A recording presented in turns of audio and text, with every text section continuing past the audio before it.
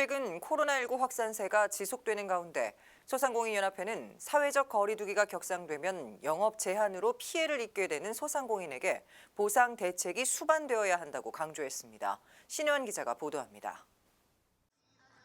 최근 일주일 새 연일 1000명 전후의 코로나19 확진자가 발생하면서 관계부처 및 지방자치단체가 사회적 거리두기 격상에 대한 논의를 진행하고 있습니다.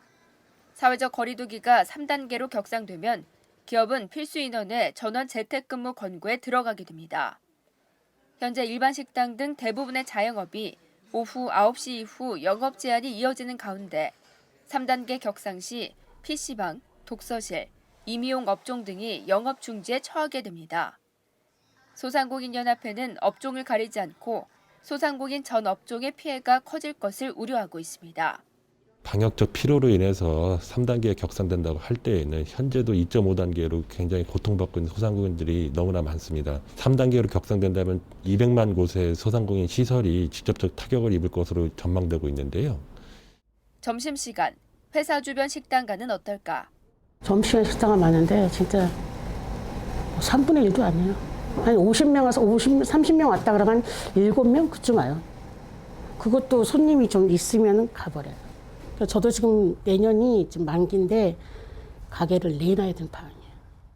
거리 곳곳에 심심치 않게 문을 닫은 상점들을 볼 수 있습니다.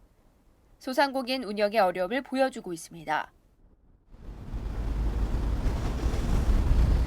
점심시간 직장인들로 분주해야 할 식당가지만 코로나19가 확산됨에 따라 재택근무의 증가로 식당가는 한산하기만 합니다. 소상공인연합회는 전례 없던 영업 제한으로 소상공인 지원에 대한 대책이 필요하다는 입장입니다. 한만서울 멈춤 기간이라고 해서 영업 정지, 영업 제한 업종들이 이렇게 많이 생겨나고 있는데요.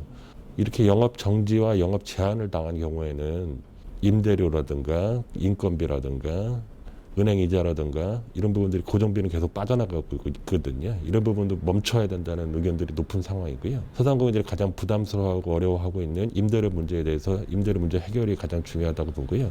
독일의 경우에는 고정비의 90%까지 소상공인들의 고정비를 지원하면서 셧다운을 진행했고요. 캐나다 같은 경우는 최대 75%까지 소상공인들의 임대료를 정부에서 지원해주고 있습니다. 우리나라도 인천시 강화군의 경우 이렇게 임대료를 직접 지원했던 선례가 있는데요. 이런 선례를 정부와 지자체에서 전국적으로 확산시켜서 소상공인들의 임대료 부담을 좀 경감시켜줬으면 좋겠고요. 한편 정부는 사회적 거리두기 단계를 격상하지 않고 현 상태에서 코로나19의 확산세를 꺾는 것이 중요하다며 국민 개개인의 방역 협조를 당부했으며 소상공인과 자영업자를 대상으로 임대료 직접 지원 등을 검토하고 있습니다. 예스티비 뉴스 신혜원입니다.